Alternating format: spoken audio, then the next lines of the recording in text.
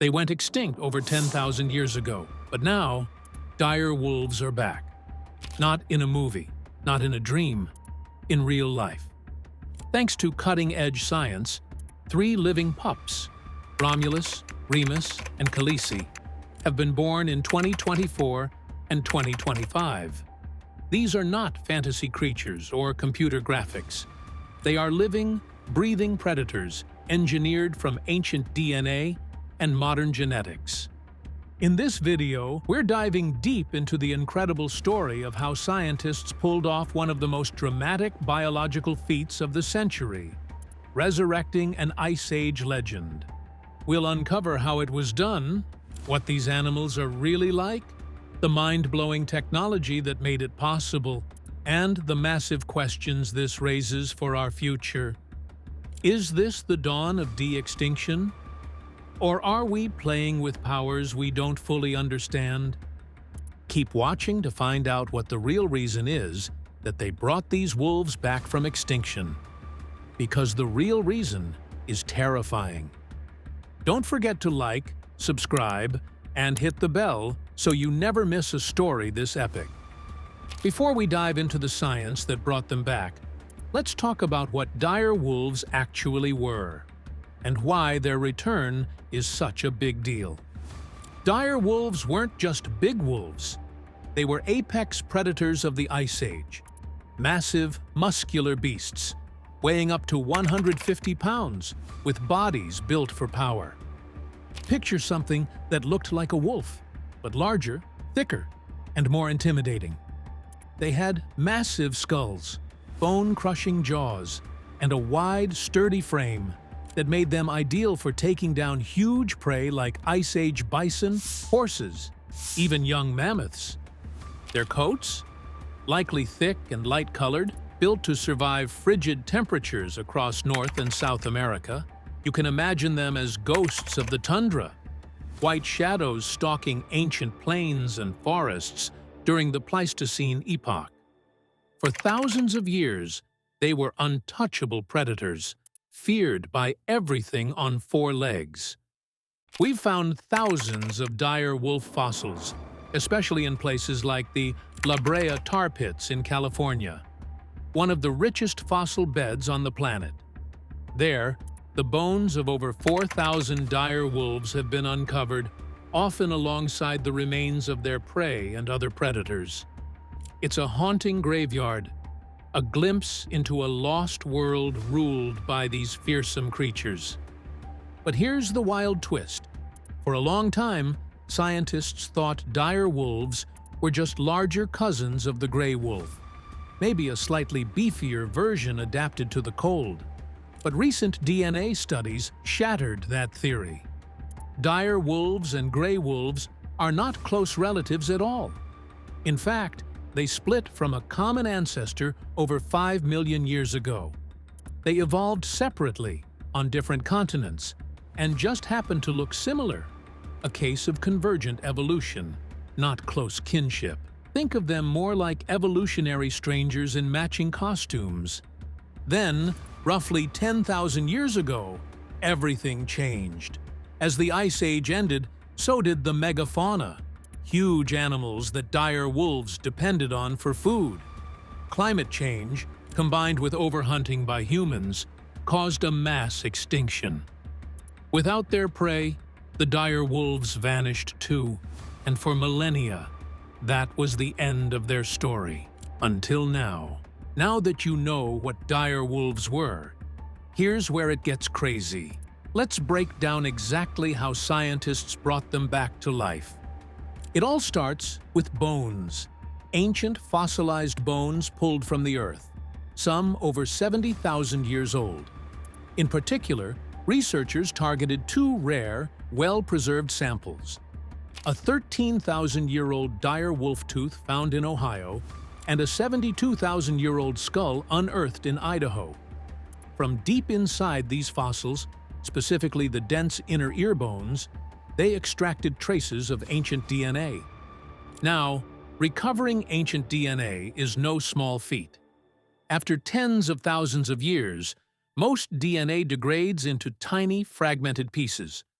But with today's tech, scientists can reconstruct entire genomes from just these scraps, like assembling a million-piece puzzle with half the pieces missing. The team, led by scientists at Colossal Biosciences and UC Santa Cruz, used advanced sequencing machines to digitize and analyze every recoverable strand.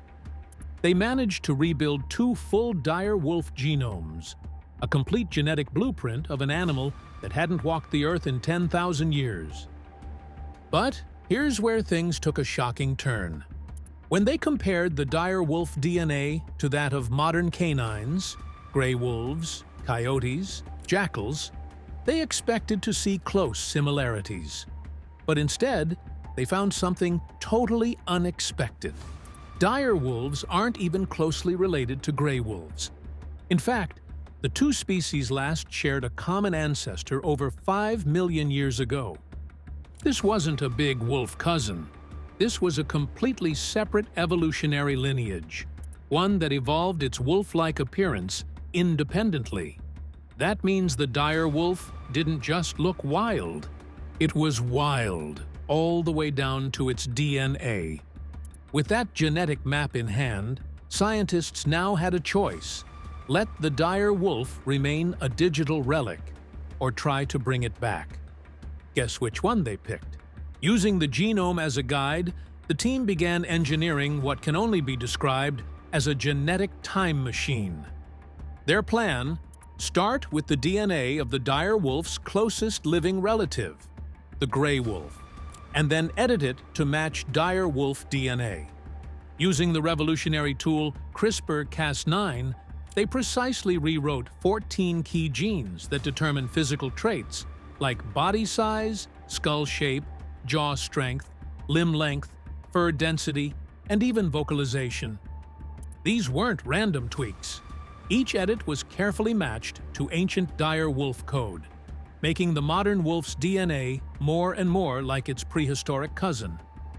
In total, they made over 20 targeted changes, essentially building a genetic copy of a dire wolf using modern parts. But here's the kicker. This wasn't just a theoretical genome on a computer screen. The edited DNA was inserted into living cells taken from a gray wolf's blood. They cloned these cells, just like Dolly the sheep back in the 90s, but this time with a twist. Instead of using invasive tissue samples, they drew a small vial of blood from a healthy adult gray wolf. From that blood, they isolated endothelial progenitor cells, a type of stem cell.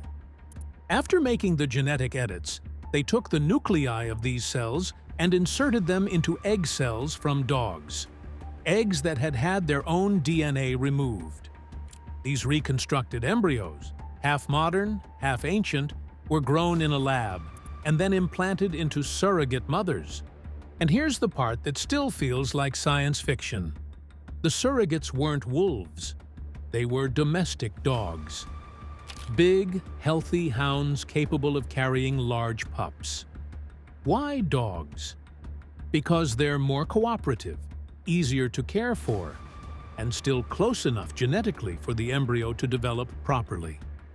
Of the 45 embryos created, 3 were successfully carried to term. Each was born via planned C-section in late 2024 and early 2025, under the careful eye of a veterinary team. And that's when it happened. On October 1st, 2024, the first 2 pups were born, Romulus and Remus, named after the mythical founders of Rome, who, in legend, were raised by a wolf. Then, just months later, a 3rd pup arrived, Khaleesi, named after the Game of Thrones heroine who rode dragons and walked with dire wolves. All 3 pups are healthy, alert, strong, and genetically unlike anything alive today. Their coats are a pale, ghostly white. Their bodies, broad and muscular. Their howls, deep, eerie, and just different enough to make scientists stop and stare. After 10,000 years of silence, The dire wolf has returned. And these aren't just wolves with a few tweaks. They are walking embodiments of Ice Age DNA. Not clones of a fossil, but genetically engineered proxies, modern vessels for ancient genes. What started as bone fragments and digital code had become living, breathing creatures. And this is just the beginning. Because as impressive as this feat is, the real reason these wolves were brought back might shock you. And we're about to talk about it. Keep watching. Let's meet the stars of this prehistoric comeback: Romulus, Remus, and Khaleesi, the first dire wolves to walk the Earth in over 10,000 years. Born in late 2024 and early 2025, these pups are unlike anything alive today. From the moment they opened their eyes, it was clear. They weren't just ordinary wolves. They were something ancient. Their coats are a striking, almost ethereal ghost white, a trait scientists believe was common in Ice Age dire wolves to help them blend into snowy terrain. Their bodies? Thick, muscular, and powerful. Even as pups, their broad skulls, deep chests, and long legs gave away their ancestry. They're not just big, they're built like tanks. But it's not just their looks that stunned researchers, it's their howl. At just a few weeks old, Romulus and Remus tilted their heads to the sky and let out a long, bone-deep cry. A sound one handler described as not quite wolf, not quite dog. Something in between. Something we haven't heard in over 10,000 years. It was eerie, primal, and chilling. A voice from the Pleistocene. The pups are being raised in a top-secret 2,000-acre wildlife preserve in the northern U.S., a heavily guarded facility with constant surveillance and veterinary oversight. Their location is kept hidden to protect them, and to protect us, if we're being honest. At first, they were nursed by a surrogate mother dog who treated them like her own. But as they grew, they were bottle-fed and monitored closely by the colossal biosciences team. And now, they live as a tight-knit pack, playful, curious, but already showing flashes of raw, ancient instinct. Handlers report that even their play mimics predatory tactics. One moment, they're tumbling like puppies. The next, they're flanking each other, working together to corner a stuffed decoy. Their instincts are hardwired, etched deep into the code of an extinct predator. They may be young, but these aren't ordinary animals. These are the first true predators resurrected from extinction. And they're just getting started. So why do it? Why bring back a long-extinct predator like the dire wolf? Was it just to prove we could? A flashy science stunt? Or is there something bigger going on? Something that could change the future of life on Earth? The answer lies in a powerful idea: using de-extinction as a tool for conservation. The resurrection of the dire wolf isn't just about looking backward. It's about what this science makes possible going forward. The same technologies that brought back Romulus, Remus, and Khaleesi, CRISPR editing, cloning, ancient DNA reconstruction, could be used to save species that are still alive, but barely hanging on. Take the red wolf, for example. Once roaming across the southeastern United States, the red wolf is now one of the most endangered canids on the planet. Fewer than 20 remain in the wild, and most of those are genetically inbred. Without intervention, extinction is practically guaranteed. But now, scientists can take what they learned from recreating dire wolves and apply it to the red wolf's survival. They've already begun cloning healthy red wolves and are working on introducing genetic diversity into the population by editing in gene variants from preserved or related specimens, essentially rewiring the genome to reverse inbreeding. It's called genetic rescue, And it could change the game for endangered animals around the world. Species that were once considered doomed due to limited gene pools could now get a second chance through biotech. And then there's the bigger picture, the idea of ecological restoration. Colossal biosciences isn't stopping with dire wolves. They're also actively working to bring back woolly mammoths, not for spectacle, but to help stabilize Arctic ecosystems. The goal? Reintroduce mammoth-like elephants to the tundra to knock down trees, aerate the soil, and restore the ancient grasslands known as the Mammoth Steppe. Why? Because that grassland could help trap carbon and keep permafrost from melting, slowing climate change. Think about that. De-extinction as a climate tool. There's also the Thylacine Project, an effort to bring back the Tasmanian tiger to rebalance ecosystems in Australia. And the dodo, whose return could restore the seed dispersal cycle for trees that once depended on it. But at its core, the resurrection of the dire wolf poses an even deeper question. Is this our second chance? For centuries, humans have been the ultimate extinction machine. Through hunting, habitat destruction, and climate disruption, we've erased species from the Earth, sometimes without even realizing it. But now, we have the power to reverse it. With gene editing and cloning, extinction doesn't have to be permanent. It can be rewritten. And that changes everything. What if we could undo some of the damage we've done? What if we could restore balance to ecosystems by reviving the keystone species we wiped out? It's a thrilling possibility, but it also raises a haunting question. Just because we can bring something back, should we? We'll get to that. But first, let's talk about the dark side of this resurrection. As incredible as this story is, not everyone's celebrating. The return of the dire wolf has sparked a storm of controversy. Some scientists are calling it a breakthrough. Others are calling it dangerous. And many are asking the one question no one seems ready to answer.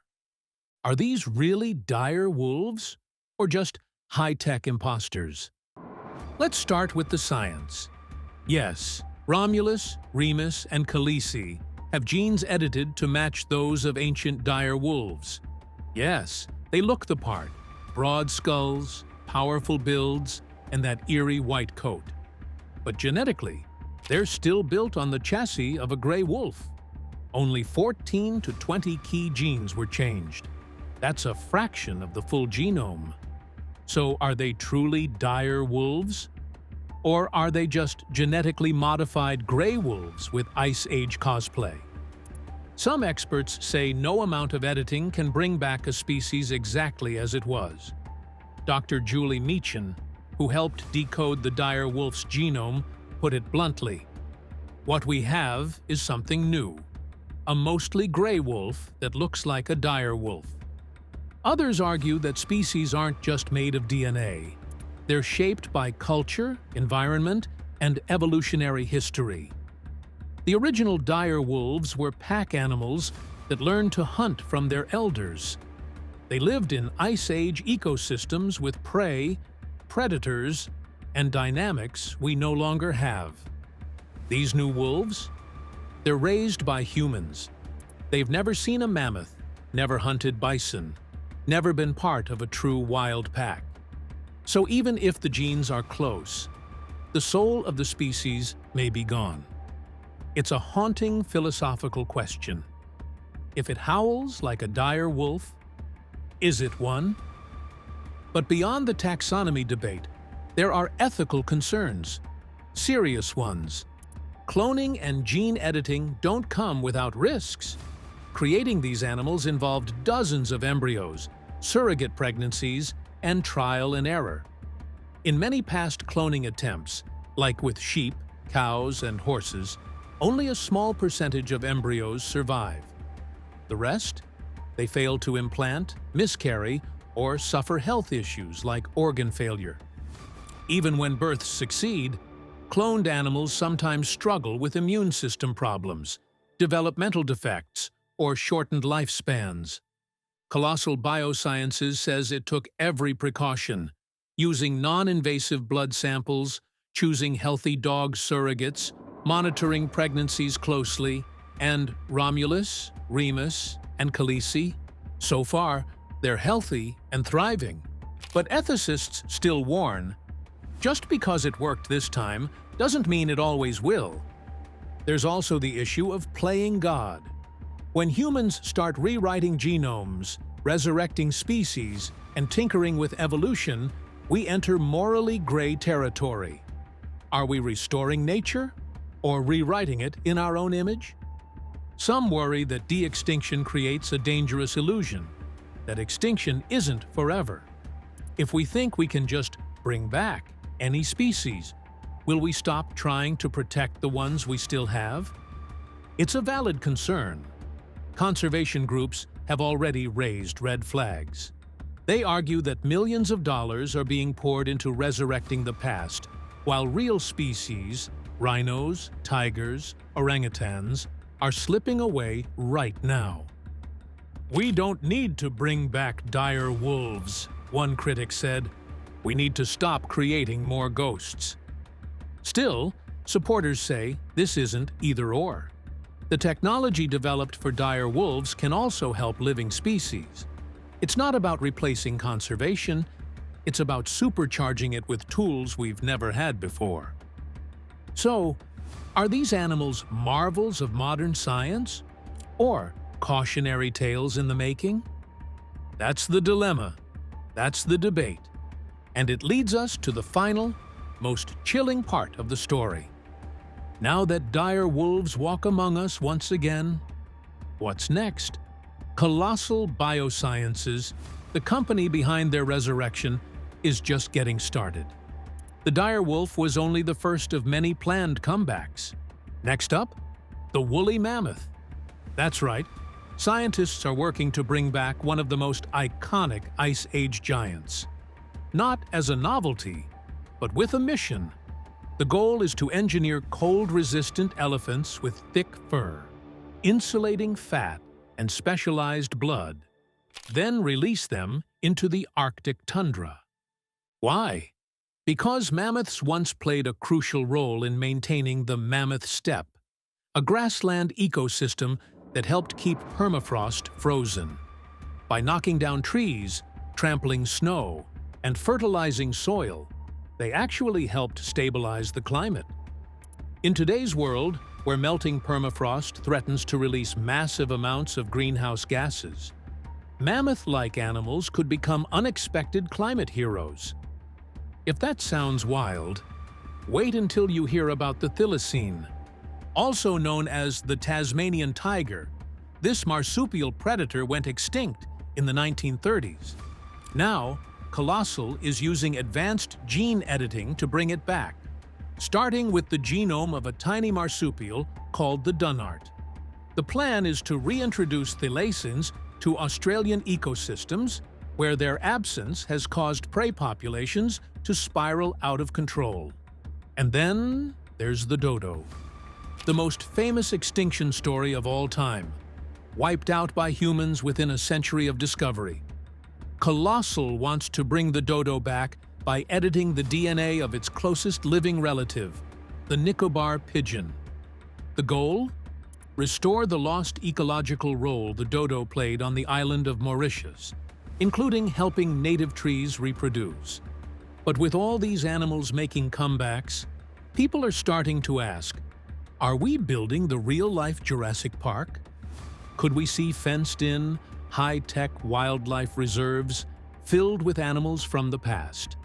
Places where tourists come to see dire wolves prowl, mammoths roam, and dodos waddle through the underbrush? It's not as far-fetched as it sounds. Colossal has already placed its dire wolves in a secret 2,000-acre preserve. The mammoths, if born, are expected to live in designated rewilding zones in Siberia or Canada, and thylacines would return to managed forests in Tasmania. But this leads to a much bigger question. What happens if these animals are ever released into the wild? Reintroducing extinct species into modern ecosystems is risky. The world they once knew is gone. Habitats have changed. Prey species have vanished. And in many cases, humans now dominate the very landscapes where these creatures once thrived. If released without careful planning, a de-extinct animal could become an invasive species, disrupting fragile ecosystems. Or worse, it could fail to survive, undoing years of work in a single harsh winter or food shortage. Then there's the safety factor. These aren't house pets. These are resurrected predators, wild animals, megafauna. What if something goes wrong? What if a species turns aggressive, escapes a preserve, or spreads uncontrollably? Colossal says it's taking a cautious, science-led approach. No animal will be released without years of research, planning, and containment. For now, these creatures live in controlled environments, more like living laboratories than wild territories.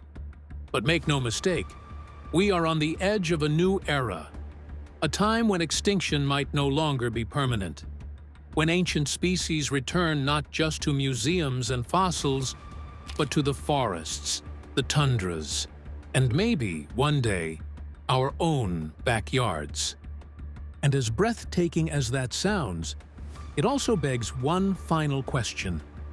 Are we restoring the natural world? Or are we building something entirely new? Science has done the unthinkable. It's rewound the clock on extinction. Dire wolves, once lost to time, now walk the earth again.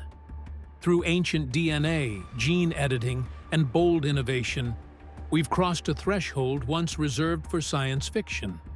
But as the howls of Romulus, Remus, and Khaleesi echo through the modern world, we have to ask, are we truly resurrecting nature? Or rewriting it in our own image? What does it mean to bring back the dead? Is this redemption for past extinctions? Or a dangerous new form of control over life itself? One thing is certain, the age of de-extinction has begun. If this blew your mind, make sure to like, subscribe, and hit the bell so you don't miss what's coming next. And tell us in the comments, what extinct species would you bring back, and why?